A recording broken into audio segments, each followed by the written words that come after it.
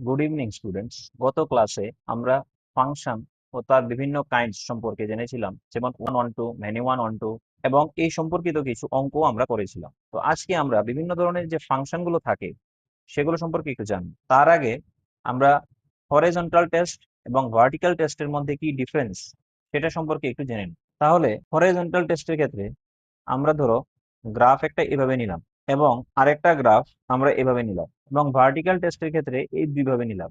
তাহলে হরাইজন্টাল টেস্টের ক্ষেত্রে আমরা কি দেখেছিলাম গতদিন, এখানে যদি একটা পয়েন্ট নেই তাহলে এর ইমেজটা সেখানে হলে এই পয়েন্টে হবে এফ এক্স। এখানে যদি এক্স, ধরো এটা এক্স ওয়ান পয়েন্ট, তাহলে এখানে হবে এফ এক্স। আর এটা হচ্ছে ধরো এক্স টু পয়েন্ট নিলাম, তাহলে এটা হবে এফ এক্স টু। সিমিলারলি যদি এখানে পয়েন্টটা নেই, ধরো এক্স ওয়ান, এবং এখানে পয়েন্টটা নিই এক্স টু, এই বরাবর নিলে এইটা হয়ে যাবে ওয়াই ওয়ান, এইটা হয়ে যাবে ওয়াই টু। এখানে পয়েন্টটা তো এটা হয়ে যাবে এক্স ওয়ান ওয়াই ওয়ান, এটা হয়ে যাবে এই পয়েন্টের কোঅর্ডিনেট হয়ে যাবে এক্স টু ওয়াই ওয়ান। তাহলে তোমরা দেখো প্রথম গ্রাফের ক্ষেত্রে প্রত্যেকটা এক্স এক্সিস এর প্রত্যেকটা পয়েন্টের জন্য, এই পয়েন্টের জন্য আমরা এদিকে একটা পয়েন্ট পাচ্ছি, এই পয়েন্টের জন্য আমরা এইখানে একটা পয়েন্ট পাচ্ছি, এই পয়েন্টের জন্য আমরা এখানে একটা পয়েন্ট পাচ্ছি। তাহলে এক্স এক্সিস এর উপর প্রত্যেকটা আলাদা পয়েন্টের জন্য আমরা ওয়াই এক্সিস এর উপর একটা করে পয়েন্ট পাচ্ছি। তাহলে এখানে এক্স এক্সিস কে যদি ডোমেইন হিসাবে কল্পনা করা হয় এবং ওয়াই এক্সিস কে যদি রেঞ্জ হিসাবে কল্পনা করা হয় বা কোডোমেইন হিসাবেও কল্পনা করা যায়, তাহলে ডোমেইনের প্রত্যেকটা এলিমেন্টের জন্য আমরা কি পাবো? কোডোমেইনের মধ্যে ইউনিক এলিমেন্ট পাবো, এই সেটটা। তাহলে এই যে ফাংশনটা হলো, এটা কি ফাংশন? এইবার এখানে দেখো এই পয়েন্টের জন্য, এক্স ওয়ান পয়েন্টের জন্য আমি এখানে পাচ্ছি ওয়াই ওয়ান, আর এক্স টু পয়েন্টের জন্য এখানে পাচ্ছি ওয়াই টু। তো ওয়াই ওয়ান এর যে ডিস্টেন্সটা হবে এবং ওয়াই টুর যে ডিস্টেন্সটা হবে, এই দুইটা ডিস্টেন্স কিন্তু সেম ডিস্টেন্স ধরে নিয়েছি আমরা। তাহলে আমরা কি দেখলাম? Y two equal to y one. তাহলে আমরা কি দেখলাম? এবার সেম ভাবে এক্স এক্সিস কে যদি ডোমেইন আর ওয়াই এক্সিস কে যদি আমরা ধরো রেঞ্জ হিসাবে কল্পনা করি, রেঞ্জের মধ্যেই তো কোডোমেইনটা থাকে, তো রেঞ্জ হিসাবে কল্পনা করি, তো এক্স এক্সিস এর আলাদা দুইটি পয়েন্টের জন্য আমরা ওয়াই এক্সিস এর মধ্যে কি পাচ্ছি? সেম পয়েন্ট পাচ্ছি। কেন সেম পয়েন্ট পাচ্ছি? কারণ আমরা বলেছিলাম ওয়াই ওয়ান এবং ওয়াই টু, এই যে ডিস্টেন্সটা Y one Y two same, তো আমরা এটাকে ওয়াই ধরে নিতে পারি, Y one Y two equal to Y. এখানে দেখো যে ম্যাপিংটা হচ্ছে, দুইটা আলাদা পয়েন্ট একটা সেম পয়েন্টের মধ্যে গিয়ে বা একটা সেম এলিমেন্টের মধ্যে গিয়ে ম্যাপ করছে। তাহলে এটা কি ম্যাপিং? এটা হচ্ছে মেনি ওয়ান। তাহলে আমরা কি জানলাম হরাইজন্টাল টেস্টের মাধ্যমে? whether the function is one or many one, it is to be determined। আচ্ছা, এবার ভার্টিক্যাল লাইন টেস্টটা দেখি। ধরো এখানে আমি যদি একটা পয়েন্ট নেই, তাহলে কি পাবো? দেখো এখানে যদি এক্স ওয়ান পয়েন্ট নেই, তাহলে এখানে আমি পাবো ওয়াই ওয়ান একটা ডিস্টেন্সে। আবার ধরো এইখানে নিচে গিয়ে এইদিকেও পাবো ধরো ওয়াই টু। তাহলে আমরা এখানে কি দেখবো? সেম ভাবে এক্স যদি এখানে একটা পয়েন্ট নেই এক্স ওয়ান, তাহলে এর রেঞ্জের মধ্যে আমরা কি পাচ্ছি? ওয়াই ওয়ান ওয়াই টু, দুইটা পয়েন্ট পাচ্ছি, যার মধ্যে এটা গিয়ে কি করে? ম্যাপ করছে। তাহলে আমরা কি জেনেছিলাম? ফাংশন হতে গেলে একটা কন্ডিশন যে ডোমেইনের প্রত্যেকটা এলিমেন্টের জন্য যে ইমেজ হবে সেটা ইউনিক, যে কোনো একটার সাথে, যে কোনো একটা এলিমেন্টের মধ্যেই গিয়ে এটা ম্যাপ করবে। কিন্তু এখানে দেখা যাচ্ছে ডোমেইনের একটা এলিমেন্টের জন্য এটা দুইটা রেঞ্জের দুইটা এলিমেন্টের মধ্যে গিয়ে ম্যাপ করছে। তাহলে এই যে ফাংশনটা, এটা একটা ফাংশনই হবে না, কারণ এটা ফাংশনের বেসিক কন্ডিশনই হোল্ড করে না। কিন্তু এখানে দেখো, এখানে যদি আমি এক্স এক্সিস এর উপর কোনো পয়েন্ট নেই, তাহলে এখানে আমি কি পাচ্ছি? ওয়াই এক্সিস এর মধ্যে পয়েন্ট পাচ্ছি। তাহলে এখানে এক্স এক্সিস, এক্স এর ইউনিক এলিমেন্টের জন্য আমরা এখানে যদি এখানে রেঞ্জ নেই, ওয়াই এর ইউনিক এলিমেন্ট আমরা পেয়ে যাচ্ছি। তাহলে এটা একটা কি হবে? ফাংশন হবে। তাহলে আলটিমেটলি আমরা কি বুঝলাম? হরিজন্টাল লাইন টেস্ট দিয়ে এটা ডিটারমাইন কি করা হয় যে whether it is one or many one। Vertical line test দিয়ে কি ডিটারমাইন করা হয়? whether it is function or not। তো আশা করব horizontal line test and vertical line টেস্টের মধ্যে যে ডিফারেন্সটা, এটা তোমরা বুঝতে পেরেছো। এখন আমরা বিভিন্ন ধরনের ফাংশন নিয়ে জানবো, যে কত রকমের ফাংশন নিয়ে আমরা আমাদের রিয়েল লাইফে কাজ করে থাকি। প্রথম যে ফাংশনটি হবে সেটি হচ্ছে কনস্ট্যান্ট ফাংশন। কনস্ট্যান্ট ফাংশনটি কি? ধরো এখানে y ইকুয়াল টু, আমি কি লিখতে পারি? এফ এক্স যেটা হবে এটা ইকুয়াল টু কে। এটা কিরকম? ধরো এখানে এক্স এর ভ্যালু নিলাম ওয়ান, ওয়াই এক্স এর ভ্যালু টু, এক্স এর ভ্যালু থ্রি, এরকম করে চলছে।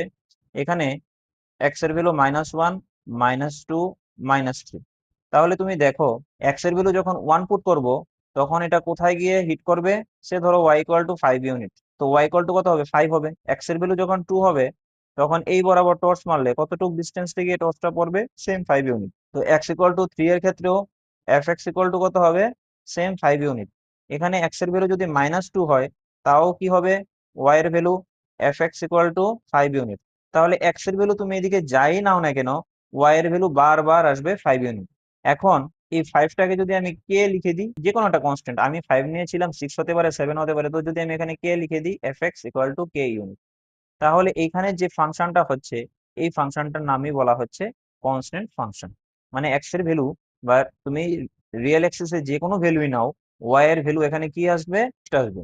For any value of x, value of y equal to কি আসবে, কে, যে কোনো একটা কনস্ট্যান্ট নাম্বার যেটা ফিক্সড হবে, এটাই হচ্ছে কনস্ট্যান্ট ফাংশনের ডেফিনেশন। 2 নম্বরে যে ফাংশনটি রয়েছে সেটি হচ্ছে আইডেন্টিটি ফাংশন। তো আইডেন্টিটি ফাংশন ব্যাপারটা কি, ধরো আমরা যদি এখানে এক্স এর ভ্যালু এখানে ধরো 2 নিলাম, তাহলে এখানে ওয়াই বরাবর গেলে যে ডিস্টেন্সটা হবে এটাও 2ই হবে। এখানে যদি এক্স এর ভ্যালু আমি যদি -2 নেই, তাহলে এই বরাবর যখন যাব তখন ওয়াই এর ভ্যালুও -2ই আসবে। দ্যাট মিনস এখানে y equal to f x যেটা হবে সেটা এক্স এর সমানই আসবে। এই যে ফাংশনটা হবে সেই ফাংশনটাকে বলা হয় আইডেন্টিটি ফাংশন। তাহলে আইডেন্টিটি ফাংশন দেখো এক্স এর প্রত্যেকটা ইউনিক ভ্যালুর জন্য ওয়াই এর যে ভ্যালুগুলো সেগুলি সবগুলো ইউনিক আসবে।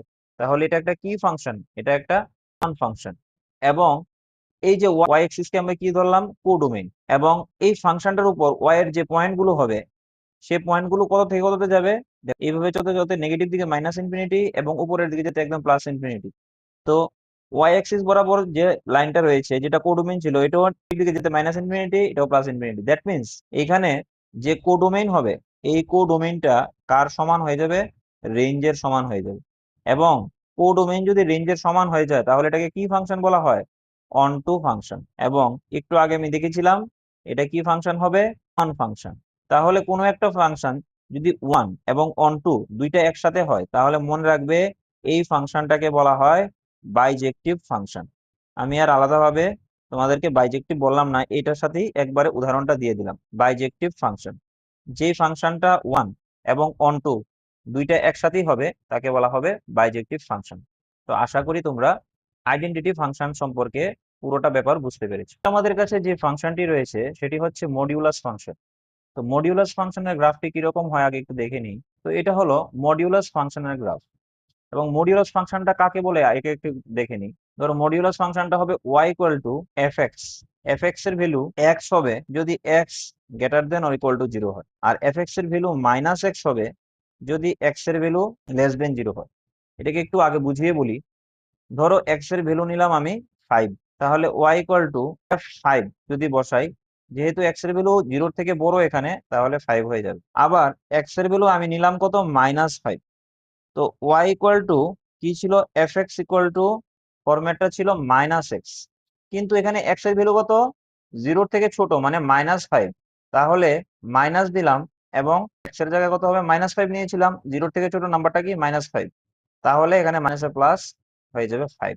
এই জন্য বলা হয় মডিউলাস ফাংশনের ভ্যালু অলওয়েজ পজিটিভ। দেখো যখন x 5 নিয়েছিলাম তখনও y এর ভ্যালু 5, x যখন -5 নিয়েছিলাম তখনও এফ এক্স এর ভ্যালু বা ওয়াই এর ভ্যালু 5 এসছে।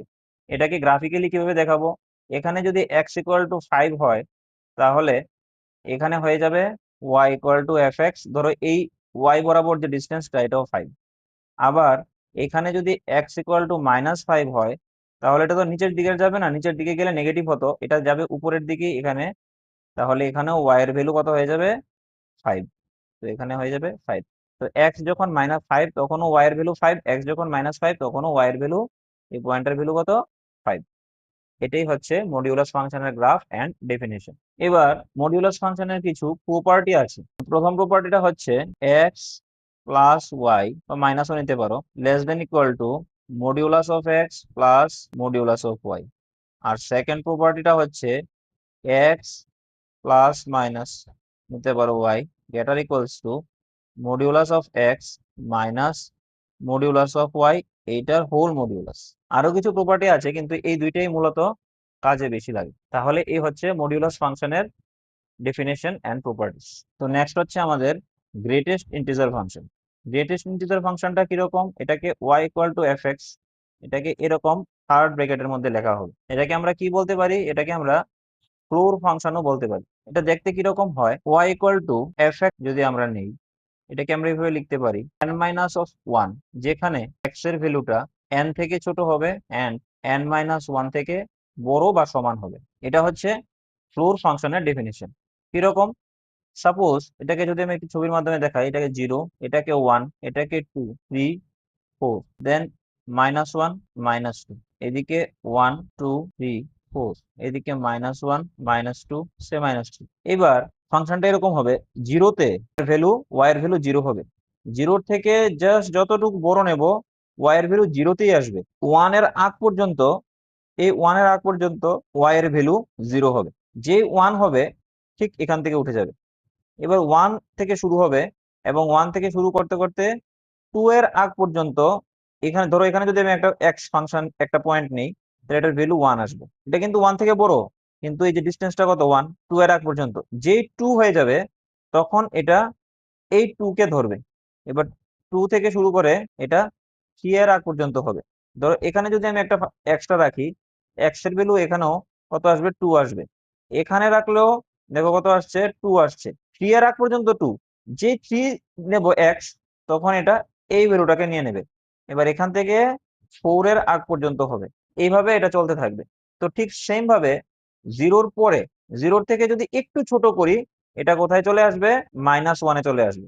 এটা যে এটা 0 রাখ পর্যন্ত হলেই এটা ডিস্টেন্সটা কত হবে? -1। যে যখন 0 হবে তখন এটা 0 হয়ে যাবে। এই জন্য আমি বলছি এই জিনিসটা। সাপোজ ধরো n এর ভ্যালু যদি আমি 2 নেই, তাহলে x কি হলো? 2 এর মধ্যে 1 এর, তাহলে 2 এর থেকে 1 কম হলে এখানে n এর ভ্যালু 2 বসলে 2 - 1, মানে 1 এর সমান বা 1 থেকে বড় আর 2 থেকে ছোট, তখন y ইকুয়াল টু কত হবে? n - 1। n কত ছিল? 2, তো 2 - 1, 1। দেখো ছবিটাতে এরকমই, x যখন 1 থেকে 2 এর মধ্যে, y এর ভ্যালু কত আসছে? বারবার 1 ই আসছে। এটাই হচ্ছে গ্রেটেস্ট ইন্টিজার ফাংশন বা ফ্লোর ফাংশন। তো এবার এই ফাংশনটার কিছু প্রপার্টিস লিখে রাখো। ফার্স্ট প্রপার্টি, -n তার গ্রেটেস্ট ইন্টিজার ফাংশন নিলে এটা হবে। মানে এখানে যদি -5 লিখি, তাহলে 5 এর গ্রেটেস্ট ইন্টিজার নিয়ে তার মাইনাস করলে যা আসবে সেটাই হবে, যেখানে n লিখে রাখো ইন্টিজার। এবার ধরো এটা যদি ইন্টিজার ছাড়া কোনো ফাংশন নেই, ধরো ফ্র্যাকশনাল বা ডেসিমেল কোনো পয়েন্ট, তখন কি হবে? -x, -1 এরকম হয়ে যাবে। যেমন উদাহরণ দিলে, সাপোজ -2.3, তো -2.3টা কার মধ্যে রয়েছে? দেখো -2.3টা রয়েছে -3 থেকে এক্সট্রা -2 এর মধ্যে, এরকম। তো -3 থেকে -2 এর মধ্যে নিলে y কত আসবে? y আসবে -3। তো এইদিকে মাইনাস দিয়ে x এর ভ্যালু কত ছিল? 2.3, -1। আচ্ছা, তো এদিকে যদি 2.3 নেই, 2.3 মানে এই পোর্শনে, তো 2.3 নিলে কত হবে? 2 থেকে 3 এর মাঝখানে আছে x, তখন y কত হবে? 2 হবে। তো এখানে -2.3 নিলে y ইকুয়াল টু -2, আর এদিকে একটা 1, দ্যাট ইজ -3, সমান এলো। এটাই এখানে বলা হয়েছে। থার্ড প্রপার্টি হচ্ছে x plus K equal to greatest integer function plus K, যেখানে কে বিলংস টু ইন্টিজার থেকে নেওয়া হয়েছে। এরকম ব্যাপারটা, ধরো x ইকুয়াল টু 1.32, কে এর ভ্যালু ইন্টিজার 1, তাহলে এটা কত হবে? 2.32 গ্রেটেস্ট ইন্টিজার করলে কত আসবে? x কত? 2 আর 3 এর মাঝখানে, তো এর গ্রেটেস্ট ইন্টিজার মানে y ইকুয়াল টু কত আসবে? 2। সেম ভাবে ডান দিকে যদি দেখি, x এর ভ্যালু কত ছিল? 1.32, কে কত ছিল? 1, তাহলে 1.32 নিলে, এবার 1.32টা কি 1 আর 2 এর মাঝখানে আছে, তাহলে y কত হবে? 1, মানে গ্রেটেস্ট ইন্টিজার নিলে হবে 1 + 1 = 2। বাস, এই দুইটা সমান চলে আসবে। এরকম আরো কতগুলি প্রপার্টিস রয়েছে, তো মোটামুটি এগুলি নিয়েই কাজ করা হয়। আর যখন অঙ্ক করব তখন যদি আরো প্রপার্টির দরকার পড়ে তখন সেখানে বলে দিই। আমাদের নেক্সট ফাংশনটি হচ্ছে স্মলেস্ট ইন্টিজার ফাংশন বা সিলিং ফাংশন। এটা গ্রেটেস্ট ইন্টিজার ফাংশনের ঠিক উল্টো। এখানে y equal to fx, ceiling ফাংশনকে এরকম ভাবে দেওয়া হয়। আগেরটা যেরকম এরকম ছিল থার্ড ব্র্যাকেট, এখন শুধু এরকম হবে। এর ডেফিনেশনটা লিখলে কিরকম হবে? y ইকুয়াল টু fx এর ভ্যালু n এর সমান হয়ে যাবে। যেমন দেখি একটু, যদি ধরো n এর ভ্যালু এখানে 2, বা তাহলে n - 1 কত হবে? 1। তাহলে এখানে x এর ভ্যালু যদি 2 এর সমান হয় এবং 1 থেকে জাস্ট একটু বড় হয়, তাহলে fx এর ভ্যালু চলে আসবে 2। তাহলে এটা কত হবে? 0 থেকে জাস্ট শুধু যদি একটু বড় হয়, এটা হয়ে যাবে 1, y এর ভ্যালু। তাহলে এটা কিভাবে হবে? এইভাবে। দেন 1 থেকে 2 তে যদি চলে যায়, 2 তে এর ভ্যালু 2 আসবে। 1 থেকে জাস্ট যদি একটু বড় হয়, এর ভ্যালু 2 এসে পড়বে। এটা হবে এইভাবে। এরপর 2 থেকে 3 হওয়ার সময় কি হবে? 2 এর থেকে যদি একটু পরে চলে আসে, তাহলে এটা হয়ে যাবে 3। এই সিম্বলটা, এটাকে আমি গোল করছি না, কিন্তু এটাকে ফিল আপ করছি না। ফিল আপ করছি না মানে কি? 2 এর থেকে জাস্ট একটু বড় যদি ফিল আপ করে দিই, মানে 2 এর মধ্যে আছে। যদি 2 এর মধ্যে থাকে, তাহলে দেখো 2 হবে। 2 থেকে জাস্ট একটু বড়, এটা ফিল আপ করিনি মানে 2 থেকে জাস্ট একটু বড়। একটু বড় হলে এটা কত হয়ে গেল? y এর ভ্যালু, এই দেখো ডিসটেন্সটা 3। কত পর্যন্ত? আপ টু 3 পর্যন্ত। এবার 3 থেকে জাস্ট একটু বড় হয়ে গেলে এটা কত হয়ে যাবে? 4। নেগেটিভের দিকেও এইভাবেই এগুলি কাজ করতে থাকবে। 0 থেকে -1 থেকে যদি একটু বড় হয়ে যায়, এটা কত হয়ে যাবে? 0। -2 থেকে যদি একটু বড় হয়ে যায়, এটা কত হয়ে যাবে? 1। এই 1। -3 থেকে যদি একটু বড় হয়ে যায়, এটা কি হয়ে যাবে? -2। এরকম ভাবে এটা চলতে থাকবে। যে এই হচ্ছে স্মলেস্ট ইন্টিজার ফাংশন বা সিলিং ফাংশন। যেরকম প্রপার্টিজ ছিল গ্রেটেস্ট ইন্টিজার ফাংশনে, এখানেও একটু প্রপার্টি থাকবে। তো প্রপার্টিজ গুলি লেখা নাও। ফার্স্ট প্রপার্টি হচ্ছে সিলিং ফাংশনের ভিতর যদি নেগেটিভ থাকে, আর নেগেটিভ দিয়ে সিলিং ফাংশন দেওয়া একই কথা, আগের মতোই। 2 নাম্বার হচ্ছে -x যদি থাকে। এখন x কিন্তু এখানে n যেটা, সেটা স্ট্রিক্টলি z থেকে নেওয়া হয়েছিল, কিন্তু x যেটা, সেটা ধরো ডেসিমাল ফাংশন। তাহলে এটা কত হয়ে যাবে? Minus ceiling plus 1। কিরকম একটু দেখি। ধরো -2.35, তাহলে এটা ভ্যালু x। তাহলে এটা কার থেকে কার মধ্যে? সাইডে -3, রাইট সাইডে রয়েছে -2, এর মধ্যে রয়েছে ফাংশনটা। তাহলে এর সিলিং যদি নেই, তাহলে কত আসবে? -3 থেকে জাস্ট বড়, তাহলে আসবে -2। এবার এইদিকে যদি মাইনাস দিয়ে সেম 2.35 করি, তো দেখি কত আসে। 2.35 এর সিলিং কি? 2 থেকে জাস্ট একটু বড়, তাহলে 3 চলে আসবে। -3 plus 1 equal to -2। Same same, এইভাবে এটা সেম আসে।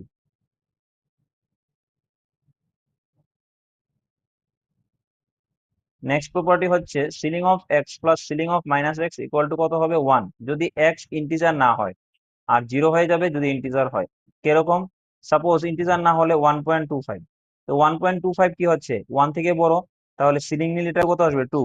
এবার -1.25টা কোথায় রয়ে গেছে? এই জায়গায় -1.25, মানে -1 আর 2 এর মাঝখানে। তো আমরা কি জানি? সিলিং এর বেলায় 2 থেকে একটু বড় হলে এটার ভ্যালু কত আসবে? সিলিং নিলে -1, মানে এর ভ্যালু কত হবে? সিলিং ভ্যালু, এর সিলিং ভ্যালু আসবে -1। তো 2 থেকে -1 চলে গেলে কত? 1।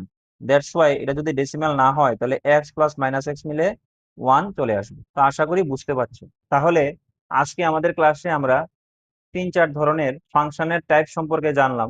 আরো কিছু টাইপের ফাংশন আছে, এগুলো আমরা পার্ট 2 করে নেক্সট ভিডিওতে নিয়ে আসবো। যদি ভিডিওটা ভালো লাগে, তাহলে তোমরা আমাকে লাইক এন্ড সাবস্ক্রাইব করে আমাকে উৎসাহিত করতে পারো, যাতে আমি আরো নতুন ভিডিও সুন্দরভাবে নিয়ে আসতে পারি। Thank you.